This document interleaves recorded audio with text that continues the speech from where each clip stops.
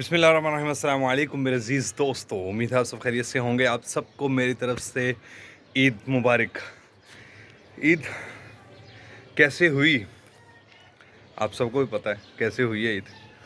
शाम को पहले ऐलान होता है इफ्तारी के बाद कि कल ईद नहीं होगी। पहले तो आधा घंटा पूरा इंतज़ार करते रहे हैं कि यार ईद होगी नहीं होगी, कोई पता नहीं लग रहा था, समझ नहीं आ रही थी।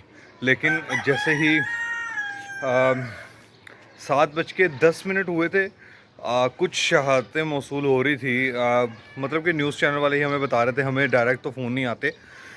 न्यूज़ चैनल वाले कहते हैं कि कराची से कुछ शहादतें जो हैं वो मौसूल हो रही हैं, हो सकता है कि कल ईद हो जाए। वहाँ पे कुछ ममालिक ऐसे हैं जहाँ पे 30 रोज़े हो चुके थे और वो कह रहे थे कि कल तो ईद होगी, डेफिनेटली वहाँ पे ईद बनती थी। और उसके अंदर अरब अमारात हैं और तुर्की है।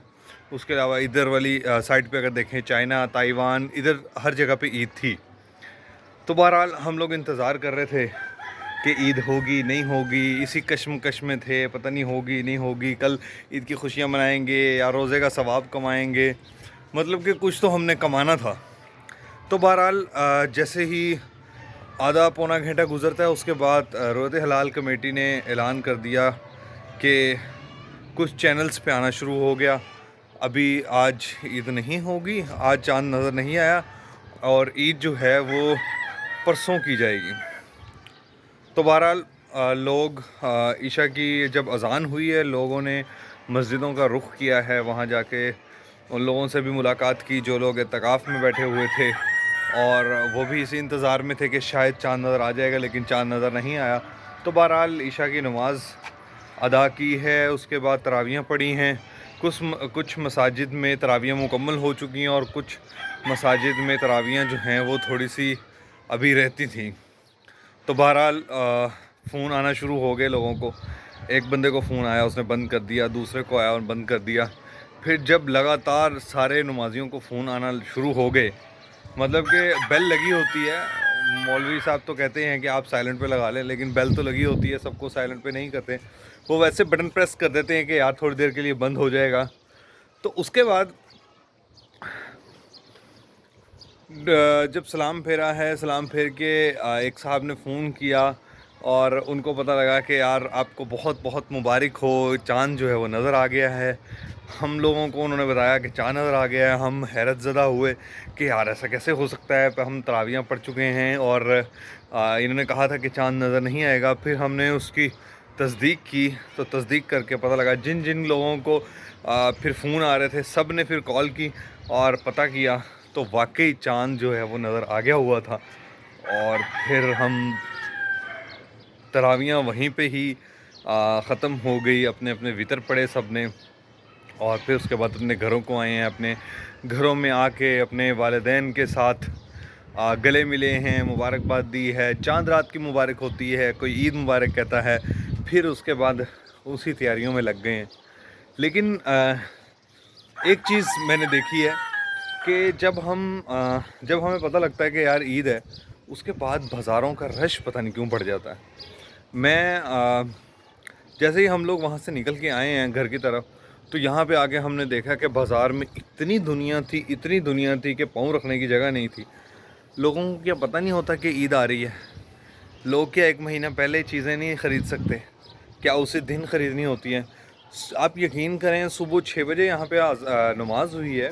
कुछ मसाजिद में 6 बजे थी, कुछ मसाजिद में 6:15 पे थी, कुछ मसाजिद में 7 बजे थी। हाँ, जब गांव देहात के इलाके के अंदर आप चले जाते हैं या बैकवर्ड एरियाज़ के अंदर आप चले जाते हैं, वहाँ पे कुछ देर बाद होती है। उसकी भी एक वजह होती है कि गांव देहात में देर से क्यों होती है। गांव देहात में अक्सर 8:30 बजे या फिर 9 बजे भी ईद की नमाज़ पढ़ी जाती है। वो इस वजह से होती है क्योंकि उन्होंने जो गाय भैंसें रखी होती हैं, जिसको माल डंगर बोलते हैं, वो रखा होता है।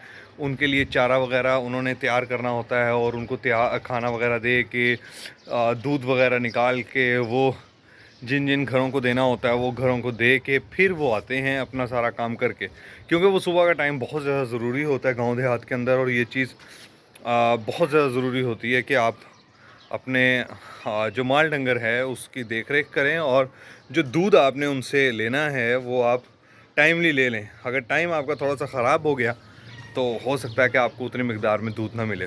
تو بہرحال گاؤں دیہات کی بات تھی, ہم تو شہر کی بات کر رہے ہیں. شہر میں عید کی نماز جو ہے وہ ہوئی ہے 6 بجے, کچھ مساجد میں 7:15 بجے بھی ہوئی ہے. ہم نے 6 بجے ادا کر لی تھی. اس ٹائم پہ گرمی اتنی نہیں تھی, تھوڑا تھوڑا ٹھنڈا موسم تھا. لیکن اس کے بعد جیسے ہی پھر اس کے بعد یہ ترتیب ہوتی ہے کہ ہم سارے رشتہ داروں کے گھر جاتے ہیں باری باری کر کے. پہلے ایک بندے کے گھر گئے ہیں, پھر دوسرے کے گھر, سارے مرد حضرات جو ہیں وہ سب کے گھروں میں جاتے ہیں, عید مل کے آتے ہیں, بچوں کو عیدی دی جاتی ہے. اس طرح سے سسٹم جو ہے وہ چلتا ہے. پھر اس کے بعد جب ہم اپنے گھر آئے ہیں, پھر کوشش یہ کی ہے کہ گھر والوں کے ساتھ کہیں باہر جائیں, لیکن موسم نے اس چیز کی اجازت نہیں دی. موسم فل گرم تھا اور سورج جو ہے وہ فل چمک رہا تھا, اور بارش کا بالکل بھی دور دور تک کوئی مقام نہیں تھا, کوئی بھی آثار نہیں نظر آ رہے تھے. بہرحال اب اگر آپ بادل دیکھیں, اوپر بادل نظر آ رہا ہے, یہ پہلے نہیں تھا, یہ ابھی آیا.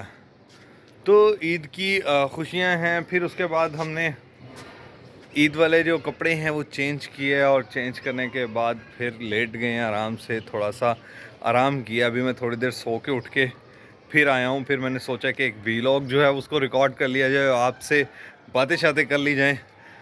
اللہ کرے آپ سب کی عید جو ہے وہ بہت اچھی گزرے.